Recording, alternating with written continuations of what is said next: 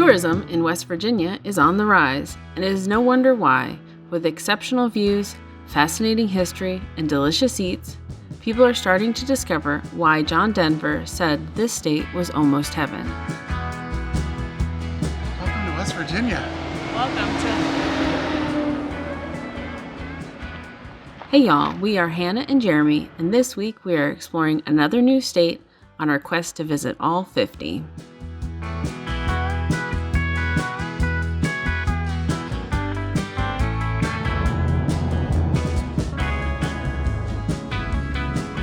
We left early on a Friday morning in June, making this trip an extended weekend, heading home on Monday.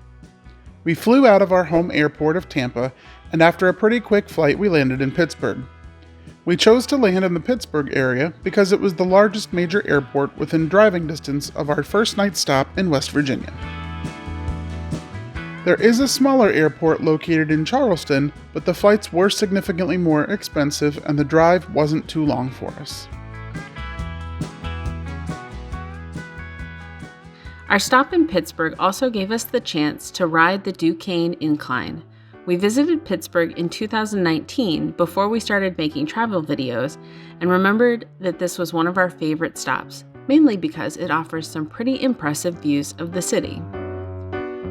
In operation since 1877, and today the incline still only takes exact cash fare.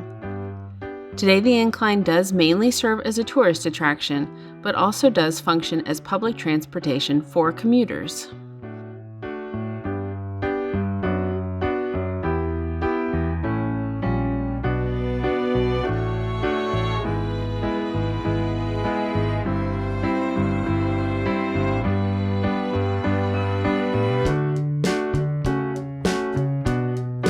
The incline is a funicular, which is a cable railway that runs along a steep track with two counterbalanced train cars that move in opposite direction of each other. This kind of system is used when the grade is too steep for a traditional railway, or even a cog rail like Pikes Peak in Colorado. Pittsburgh is known as the City of Bridges. With hundreds of bridges connecting the various neighborhoods, the city sits at the convergence of three major rivers, the Allegheny, the Monongahela, and the Ohio River. This access to major waterways helped shape the history of the steel industry in Pittsburgh, with easy access to shipping raw materials into the city, giving Pittsburgh its other nickname, the Steel City.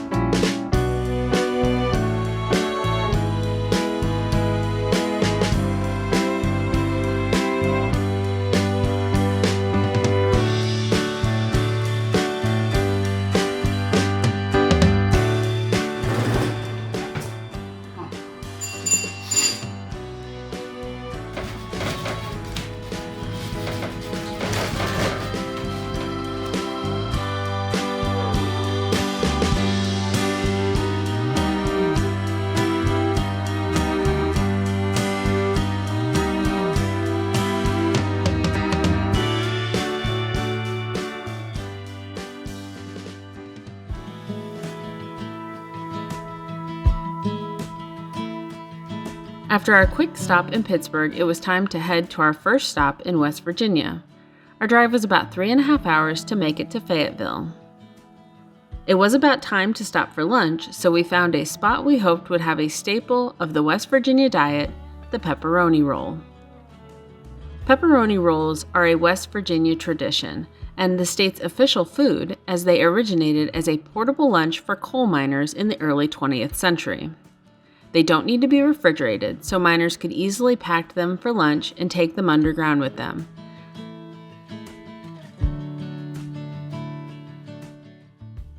Almost every snack stand you stop by offers pepperoni rolls in one form or another. This one just also happened to offer some absolutely huge ice cream cones as well. We opted for our roll to have added sauce, which isn't as traditional but was perfectly delicious.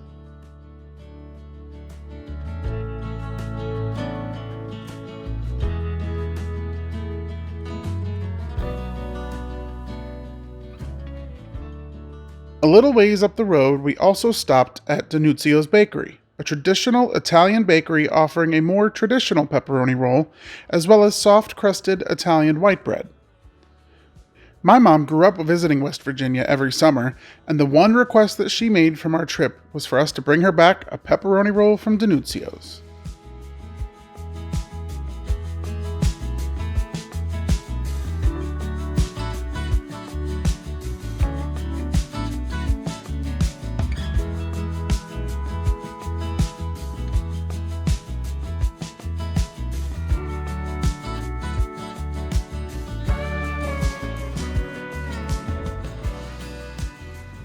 Fueled up by pepperoni rolls, we finished our drive to the Fayetteville area, with the main draw being the New River Gorge National Park, which happens to be America's newest national park.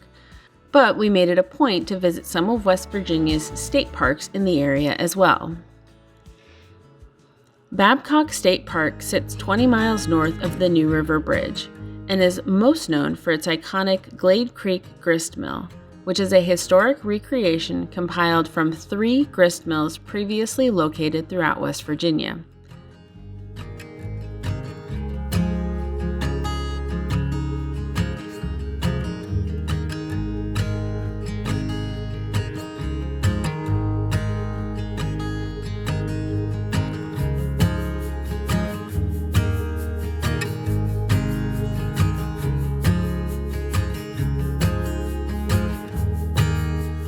The Glade Creek grist mill is a completely functional, living, working monument to the more than 500 mills that used to be located throughout the state, and still actively produces fresh ground cornmeal. We unfortunately arrived after the gift shop had closed, so we will have to come back someday to try it for ourselves.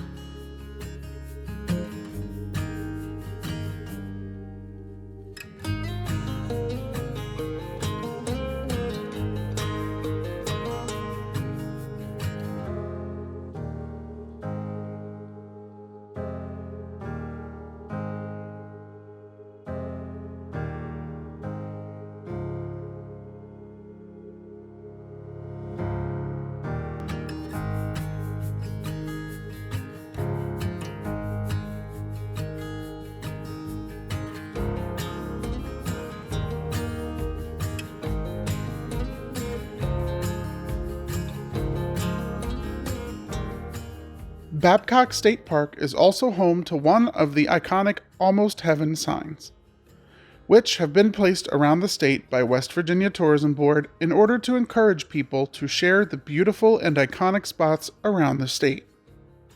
Tourism has recently experienced a boom in this state as more people are starting to make plans to visit the area.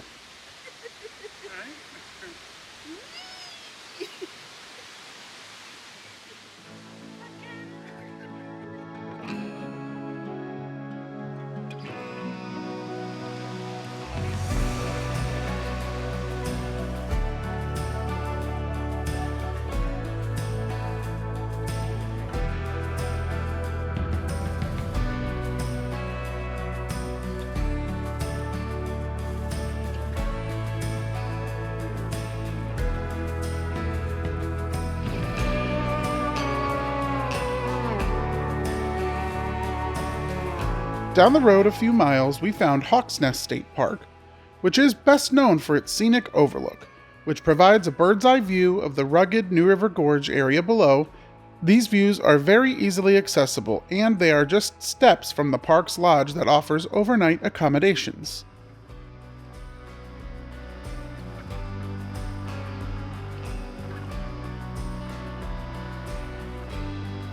West Virginia is one of just a few states with free state parks.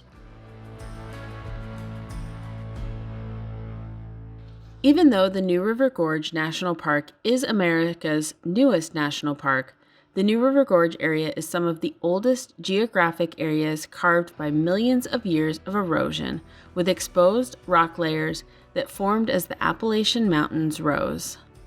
Some of the rocks are as old as 330 million years. The New River was also the main headwaters for the ancient Taos River, which flowed into a large inland sea that covered North America millions of years ago.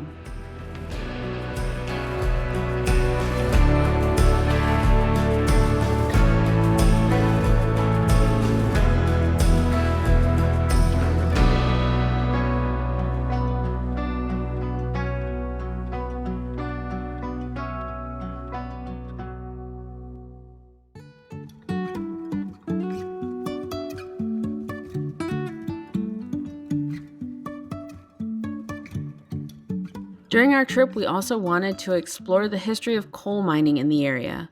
Coal has contributed significantly to the state's economy and remains a major industry in the area to this day. The Beckley Exhibition Coal Mine offers a ride through the dark passages of a historic and restored coal mine. Tickets are $22 for adults, and the ride lasts about 45 minutes, but it was so informational and a very unique experience. With 30 passengers, Team Band.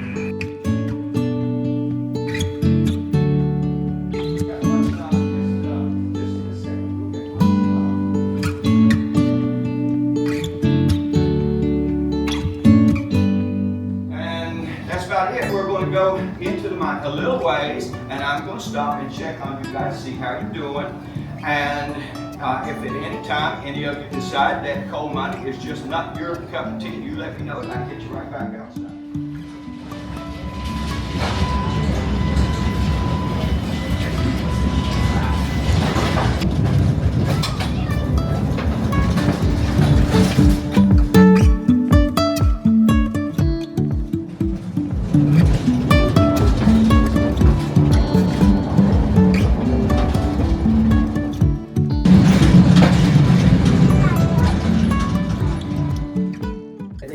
Told. This coal mine began around 1890 and was in operation until about 1910 or so. The Phillips brothers came here to mine coal, and they mined the Sewell seam, and it's visible on both sides at the bottom. It's bituminous coal, and it's the soft coal right there. The mine sat idle for a long period of time. Then, no working conditions, and the miners used ponies to pull the cars out of the mine back then. The higher mines used mules. This was the pony mine. They were down on their hands. Archaeologists have uncovered evidence of the Chinese burning coal back that far. Here in the United States, back in 1701, 1702, coal was discovered along the James River in Virginia. And by 1702, it was being used in a forge along the James River. In the early days of coal mining, before the miners would go into the coal mine to work, they would send someone through to check it for safety. When they went through the coal mine in those early days, they used torches and candles and a thing called a teapot. And here we have a teapot. And the teapot works off of kerosene. And all you have to do is flip the top open on it and pour it full of kerosene. And has a wick right there. Light it and it will give you a flame about that tall. Carbide's in the bottom, water's in the top. That's what the unit looks like. And we're just going to crack open the water. And okay, that's already a good sign. We've got witch's brew coming out of there. Now all we have to do is get it screwed back together and say the magic words. What's the magic words? Abracadabra. Yes, maybe I should say I don't know. I don't know. Oh! Okay. Wow. The coal miner's environment back then. Here it is.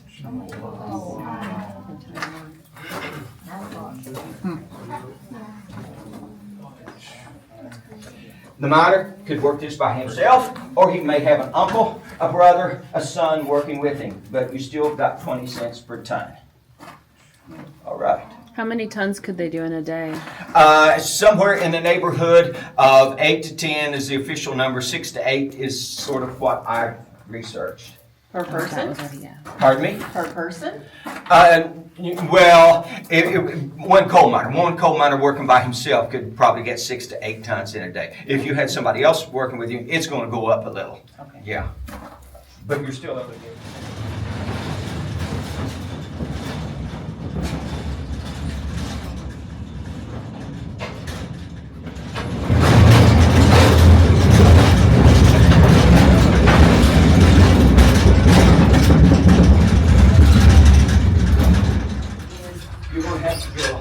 And you're going to use a coal drill.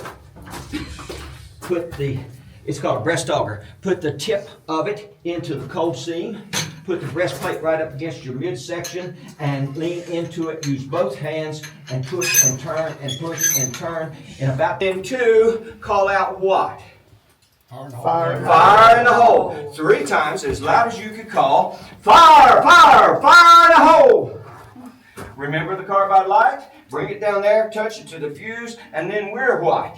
Run. Out of here, yes. You can go left, you can go right, but you can't stay here anymore. If you're watching.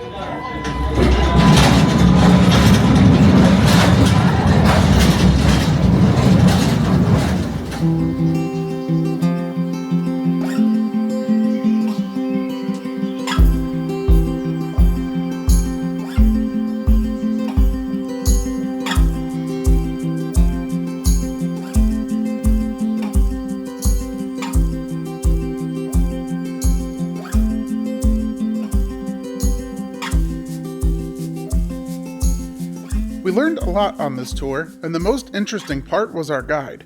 And many of the guides at the exhibit are former miners or are from families of miners with decades of experience.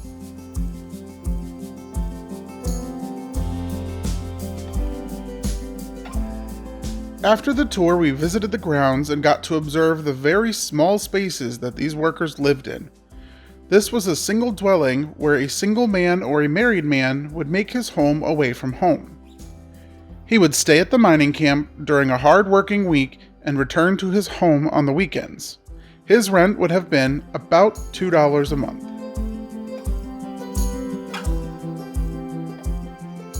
This larger miner's house was an example of a 3 or 4 room home that was more prominent in the later 1920s and 30s. Miners rented the house from the company and the rent would be deducted from their paychecks. Oftentimes, they would in turn rent out a room to a single miner. Each house has its own outhouse in the backyard, as many mining towns did not have sewage facilities. The next day, we headed to the park to begin our visit, crossing over the New River Bridge. Interestingly, because the structure of the bridge is all supported from below, sometimes visitors drive right over it without even realizing they've crossed it.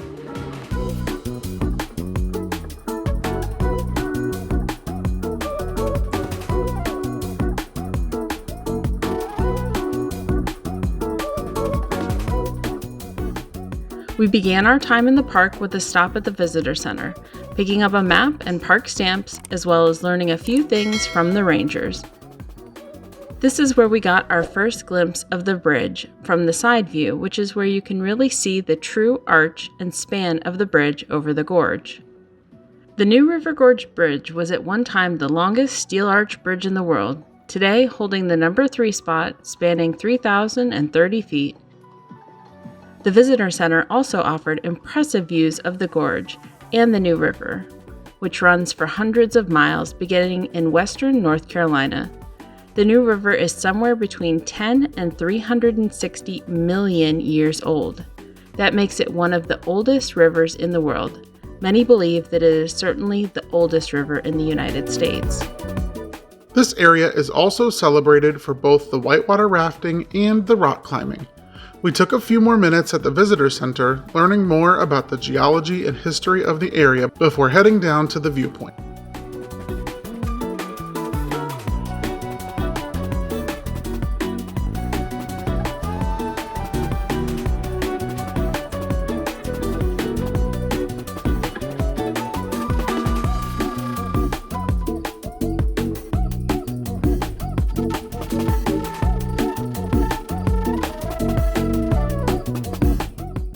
Construction began on the bridge in 1974, finishing 3 years later in 1977. The bridge cut the vehicle travel time from one side of the gorge to the other from about 45 minutes to just about 45 seconds, significantly boosting the local economy and improving the transportation in the area.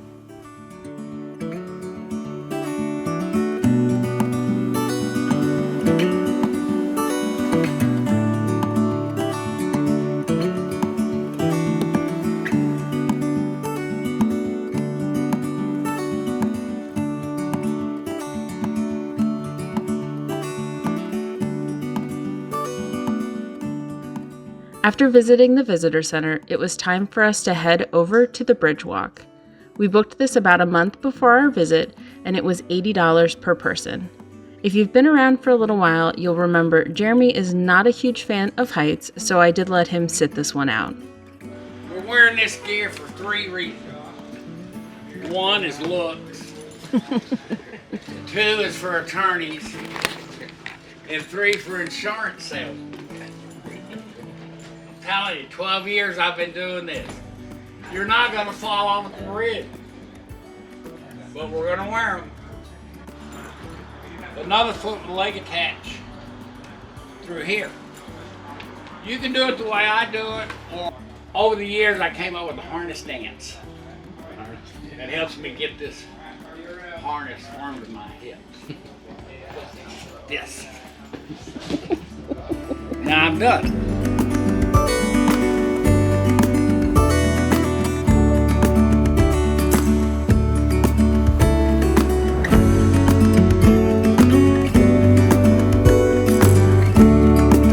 Everybody say hi to Joe. Hi, Joe. Joe's gonna take us over the Canyon Rim Visitor Center. Have y'all been there yet? Yeah, visitor center. If you haven't, you need to go. Like after the trip or whatever, because I'm gonna ask you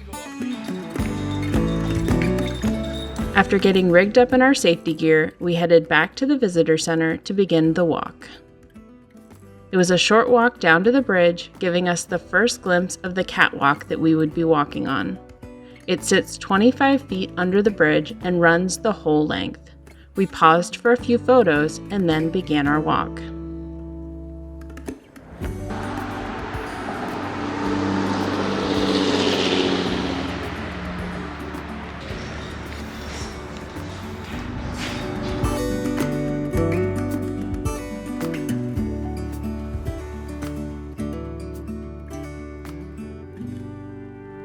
All you do is walk around this to the first intermediate.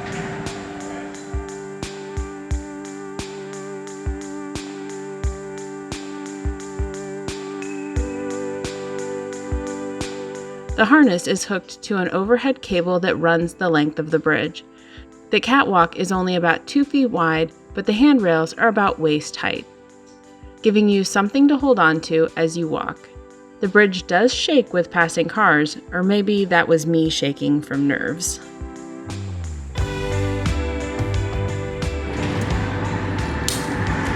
All right. Closed-toed shoes are required for this walk. You are also allowed to bring a camera and your phone, but no bags are allowed. And everything must have a strap to attach it to yourself during the walk. If you have glasses or sunglasses, they also have to have a strap.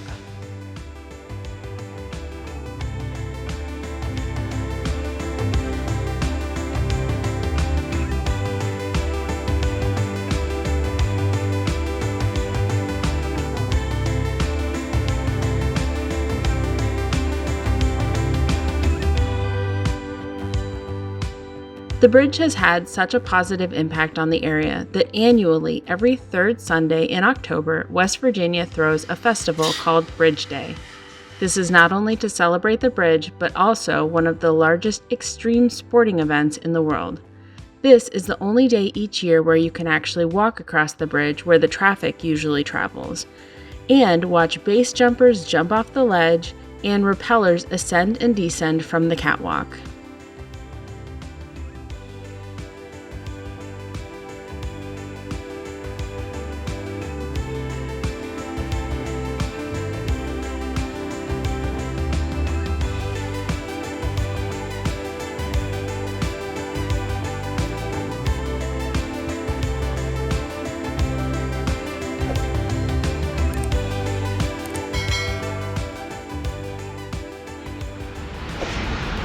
You and home, right here.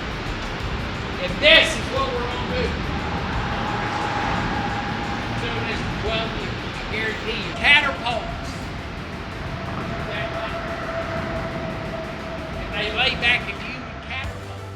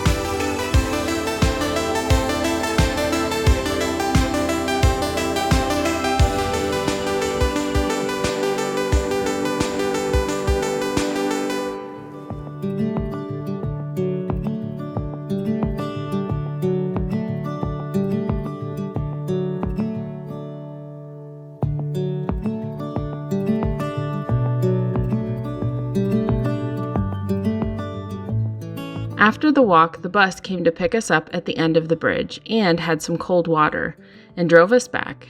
We spent about 90 minutes walking across the bridge and then drove back across it in about 45 seconds.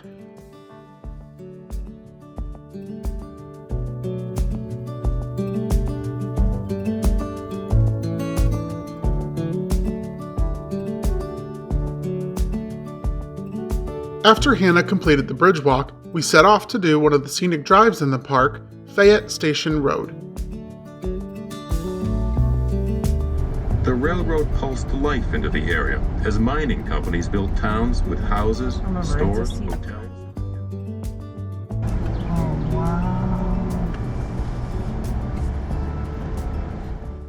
This scenic drive is an 8-mile, one-way road. It takes about 30 to 45 minutes to complete the tour and offers stunning views of the bridge from below. The national park also offers an audio tour that guides you and points out sites and historic places along the way. Cell service is pretty spotty along the way, so it is best to download the guide before you head out. It is also worth noting that this drive is not recommended for larger vehicles or anyone that's towing a camper due to the tight hairpin turns. The National Park says on their website that a ranger at the visitor center can also help you decide if you're not sure if your car will make it.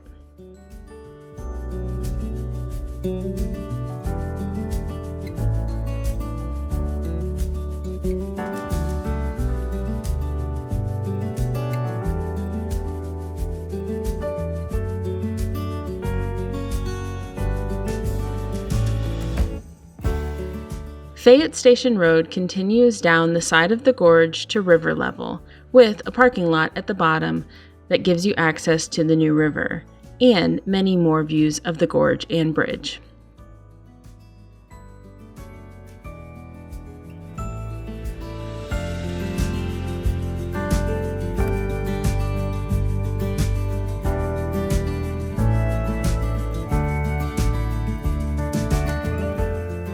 The drive then brings you back up the other side of the gorge, and this is a good sense of how long this drive used to take before the new bridge was built.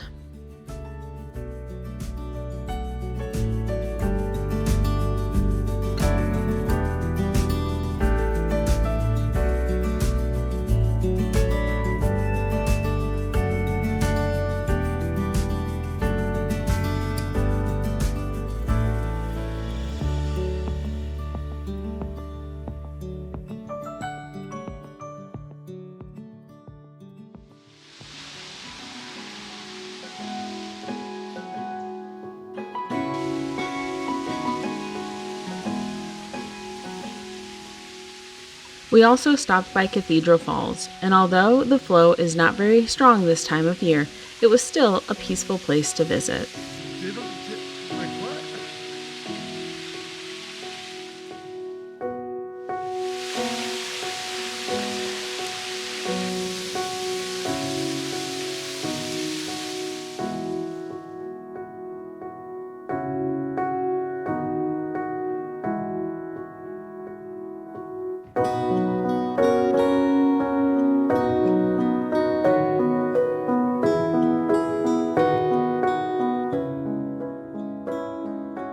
The last stop we made in the area was at the Thurmond Depot, a restored railroad depot located in the historic railroad town of, you guessed it, Thurmond. We somehow managed to get the timing just right, so we arrived at the depot just before a train came through.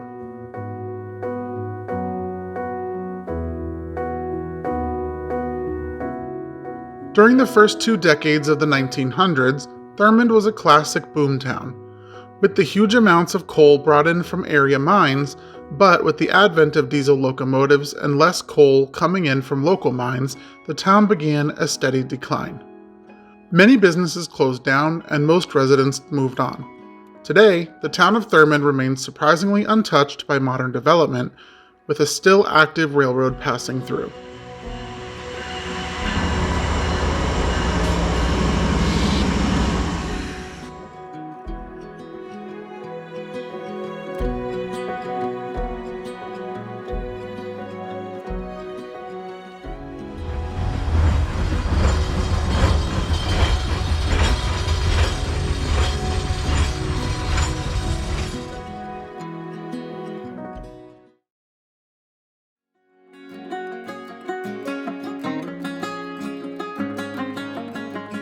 After our time in the Fayetteville area, we made the drive into the eastern part of the state for our ride on the Cass Scenic Railroad. This was about a 2.5-hour drive on local and state highways into a fairly remote part of West Virginia. If you're making this drive, we absolutely recommend downloading your GPS maps ahead of time for offline use. There is no cell phone service in the majority of this area, and that's for a very specific reason that we'll talk more about a little later.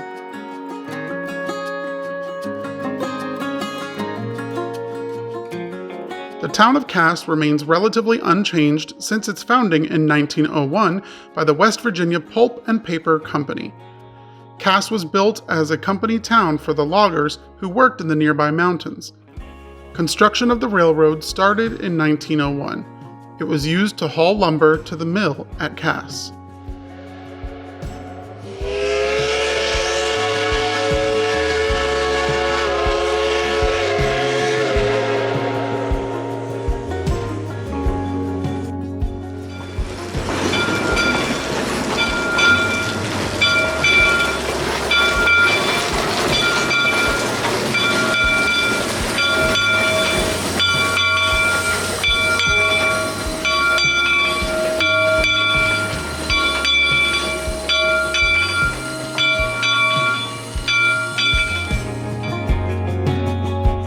Today, the state operates an 11-mile scenic ride to the overlook at Bald Knob, which is the third highest point in West Virginia.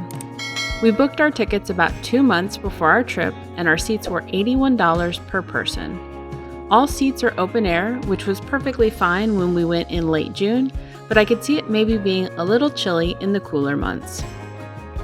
The cost of your ticket includes a bagged lunch, which is good because we left at about 11 a.m. and the ride lasts 4.5 hours, and we had not had the forethought to stop for anything to eat before we left. What is that? Applesauce. Oh. What's this? The pasta salad.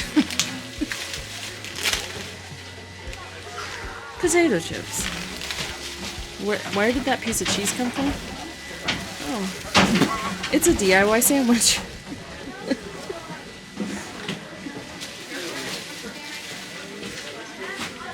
A hoagie roll. A gourmet brioche bun. The rail line operates a couple of different locomotives, all of them steam. Our locomotive was the Shea number 11, originally built in 1923. The maximum speed is 20 miles an hour. It is fueled by coal and has a 5-ton fuel capacity, with a water capacity of 4,000 gallons. The dry weight is 173,800 pounds.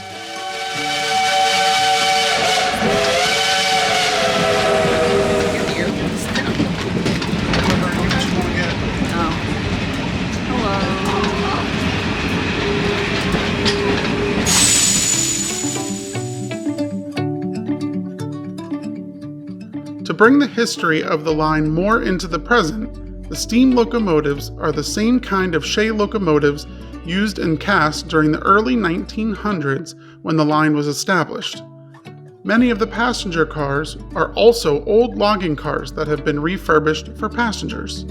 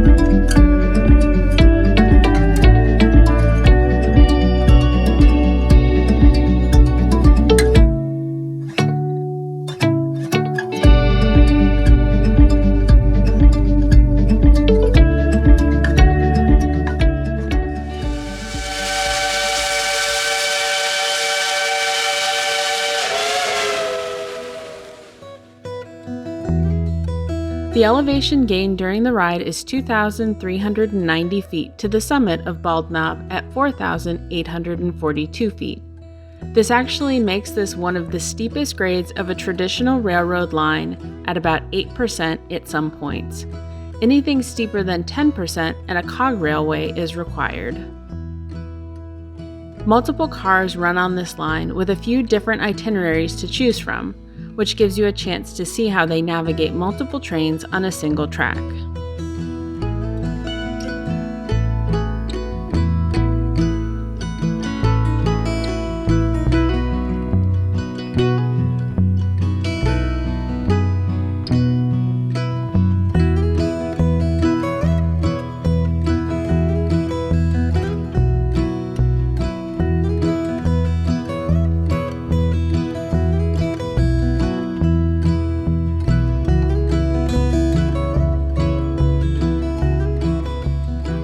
A little ways into the trip, we stopped to take on more water. Remember when we mentioned that the water capacity was 4,000 gallons?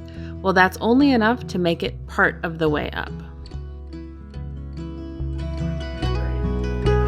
Display of smoke and steam as we get underway. So have your cameras ready.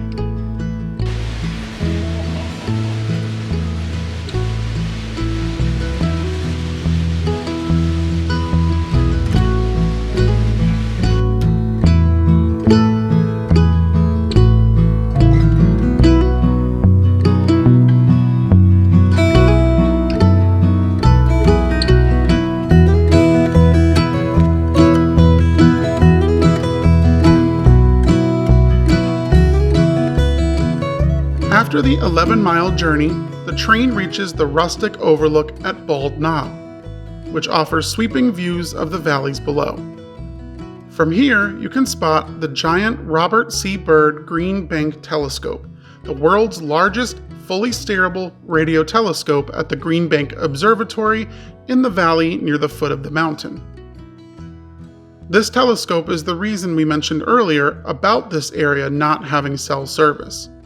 This is known as the National Radio Quiet Zone, a 13,000 square mile area of Virginia and West Virginia where there is no Wi-Fi, no cell service, and no radio transmissions allowed.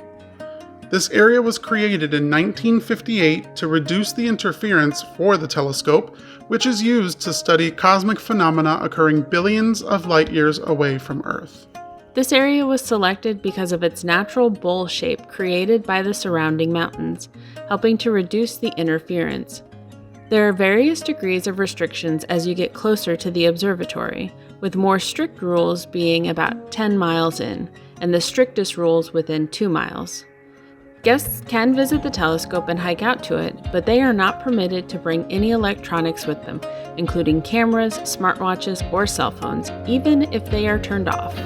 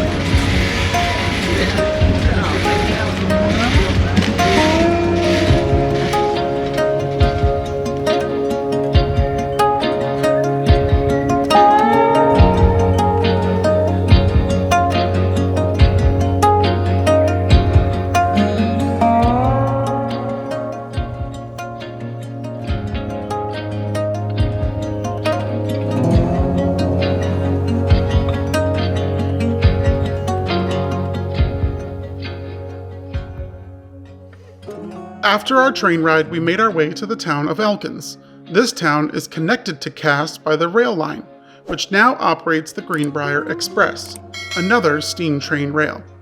If we ever make our way back here, we would love to ride that one also.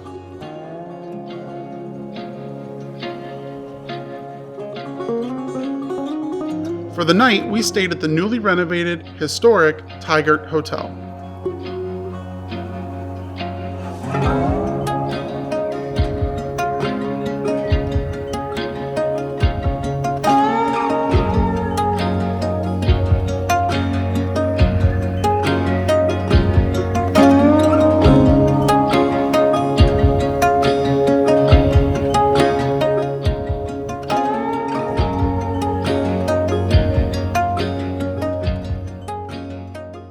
The next day, we began our drive back to Pittsburgh in order to catch our flight home, but we picked a later flight so that we were able to make a couple of stops along the way.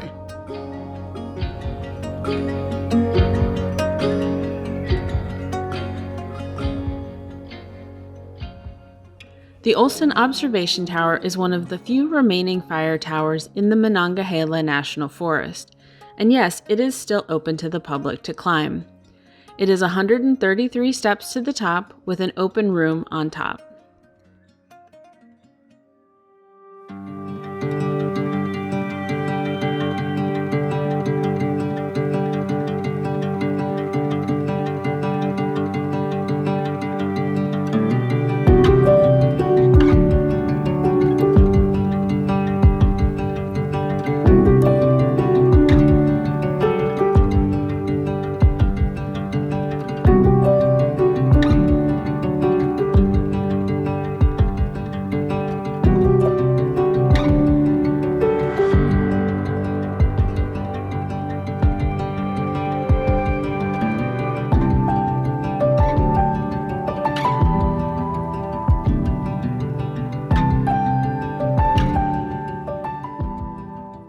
The tower provides 360-degree views of the surrounding areas, including the Cheat River, Blackwater Canyon, Canaan Mountain, Backbone Mountain, and the Otter Creek Wilderness.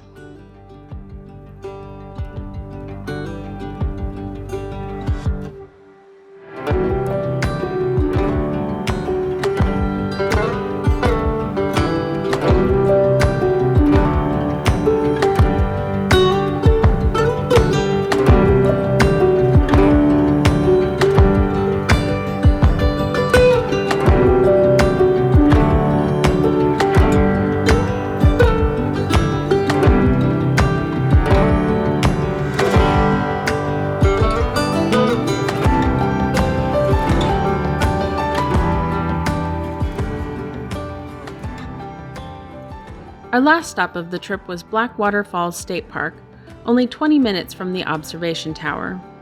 The access to the falls is a relatively short path, but mostly made up of stairs.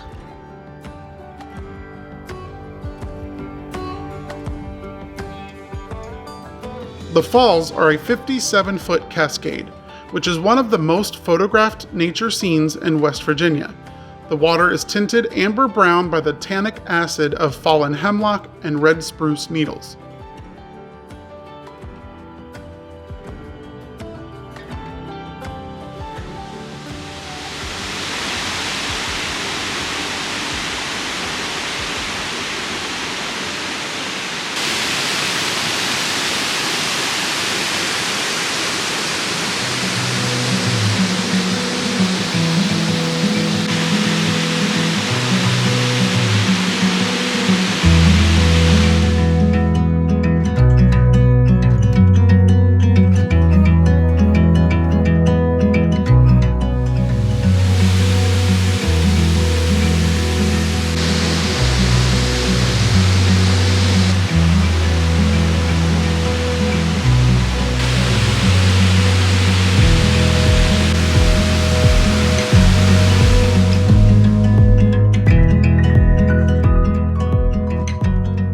Thanks for watching our journey through West Virginia.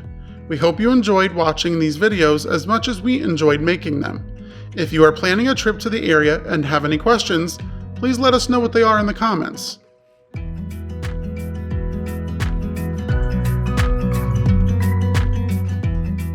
Please consider subscribing to our channel for more adventures in the future, and be sure to check out some of these other videos. We've taken many train rides across the US, and we have plenty more planned for the future.